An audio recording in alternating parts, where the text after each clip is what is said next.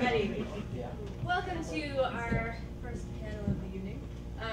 Thank you all for coming. I'm just going to really quick explain what the Writers' Junction is in case anyone here doesn't know. But you're in the Writers' Junction, and we're a workspace for writers. We're membership-based, so people here join, pay a monthly membership, come and have a place to write, and then have events like this to go to, and also have community and support and a destination for work that can make you feel like, okay, I can go get my work done today. Anyway, we're really happy to have you all here. We're thrilled that you all have agreed to be part of the panel. And the panel is, we've called it Sophomore Success. I played around with having a question mark after Sophomore Success.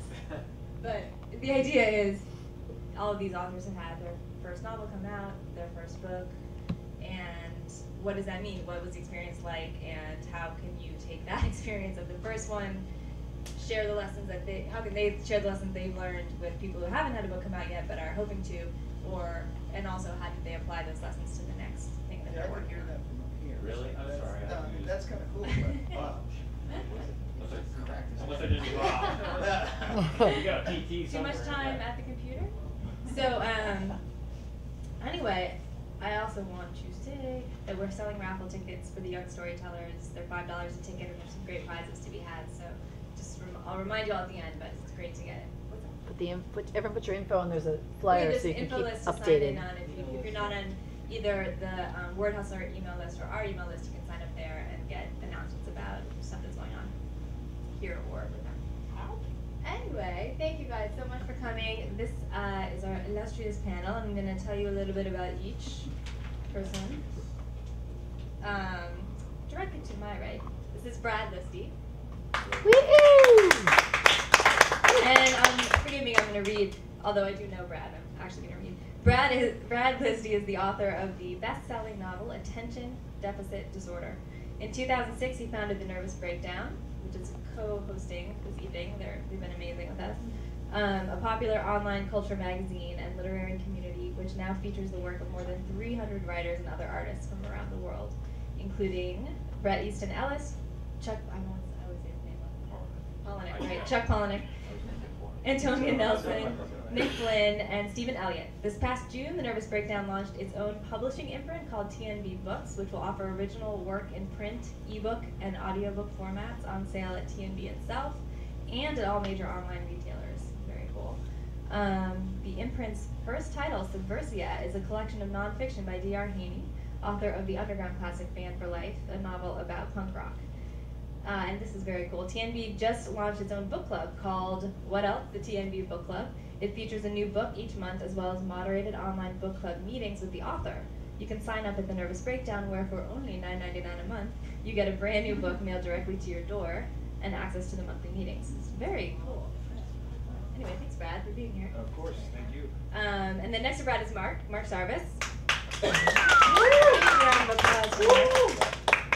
Mark is one of our very, very first members at the Writers' Junction, and Mark is his debut novel is Harry Revised, which has drawn comparisons to John Updike and Philip Roth, and was a Denver Post 2008 Best Book of the Year. It has appeared in more than a dozen languages around the world. He's the host of the acclaimed lit blog The Elegant Variation, Forbes magazine Best of the Web Pick, and Guardian Top 10 Literary Blog. And he's a member of the National Book Critics Circle. His criticism has appeared in the New York Times Book Review, Book Forum, the Philadelphia Inquirer, the Three Penny Review, and elsewhere, and he teaches writing at the UCLA Extension Writers Program. Yay, Mark. Next we have Deirdre Shaw. Woo! Deirdre is also a member of the Writers' Junction, full disclosure, my sister-in-law. And her first novel, Love or Something Like It, is published by Random House. Her fiction has appeared in Folio and Swink, and her nonfiction in the New York Times and the New York Observer. She has held fiction residencies at the Millay Colony for the Arts and the Kimmel Harding Nelson Center for the Arts. Her fiction was included in the new short fiction series Emerging Voices Group Show in LA. And in 2005, she was awarded a 2004 Hackney Literary Award for National Short Story. She grew up in New York and was a newspaper journalist for several years at the Keene, Sentinel, and the Philadelphia Inquirer before moving to Los Angeles, where she's written for television.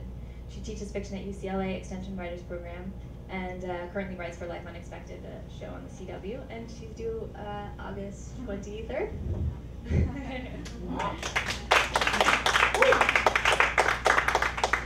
And then we're so happy to have Brooke, our next panelist, Brooke Berman. Brooke Berman is an award-winning playwright whose work has been produced in the U.S. by many theaters, including Steppenwolf, Naked Angels, Williamstown Theatre Festival, the Royal National Theatre of London, Royal Court Theatre in London. The list is incredible, it goes on and on.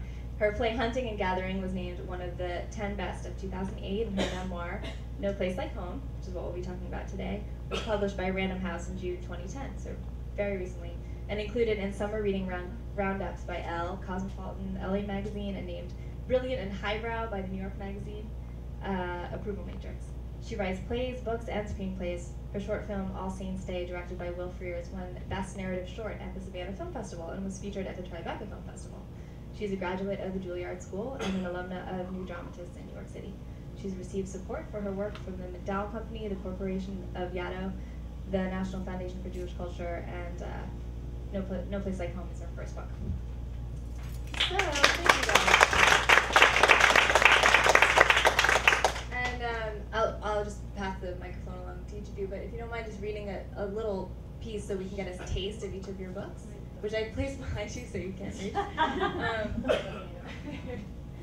But yeah, go ahead. Okay. Take it away.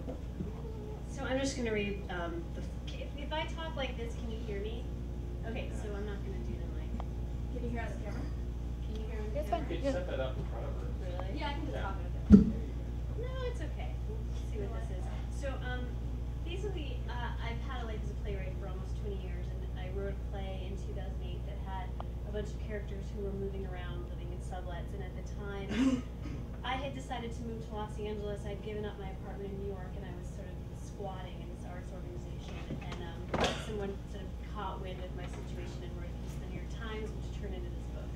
And I'm just going to read the foreword. It's really short. Getting here, 1969 to 1987. I'm 4 years old, and the movers want to take the orange wool couch. I don't want them to take the orange wool couch. I don't know what they're doing or why all of our belongings are in brown cardboard boxes, but enough is enough. I sit on the couch and protest. I am a small 4-year-old. I can't deter anyone from moving anything, but I am loud. I throw a tantrum, and as intended, the movers stop what they're doing. My beautiful blonde mother, Marilyn, comes running from the other room and lifts me off the couch so the men can get back to work. Marilyn explains that we are moving. We are going to have a new home without my father, Harvey, who's gone to an apartment downtown. I remember nothing else about this day except that I'm told later that once we arrive in the new home, a condominium in a complex, that 70s for neighborhood, with 20 other identical units, I stop speaking to my mother entirely. This can't last long. She is, after all, my primary family member and the only other person living in the condo. So when we start speaking again, probably that night, she assures me that we will always have a home together wherever we are.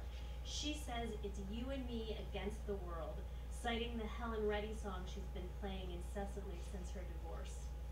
A word about my mom.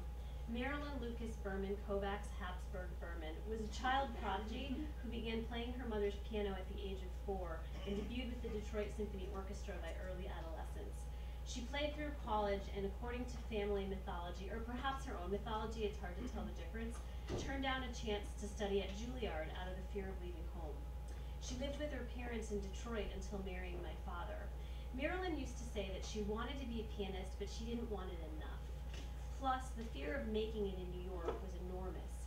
But also, for a pretty blonde, a nice Jewish girl who came of age in the 1950s, the feminine mystique was way too alluring. Marilyn used to say I was either going to be a pianist or Doris Day. In 1973, she's starting over. She cuts her long hair into the fashionable Mia Farrow's Rosemary's Baby crop and goes to work as a publicist, first for the Detroit Music Hall and then in the fashion industry, or as she calls it, the rag business. She takes me out with her single, mostly divorced, fashionista girlfriends, and she smokes Virginia Slims and drinks Campari and orange juice, and occasionally borrows clothes off the racks from her job, returning them the next day, tags intact. It's like growing up in an extended episode of Sex and the City, only we're in Detroit and the Cosmos are Shirley Temples. At least mine are.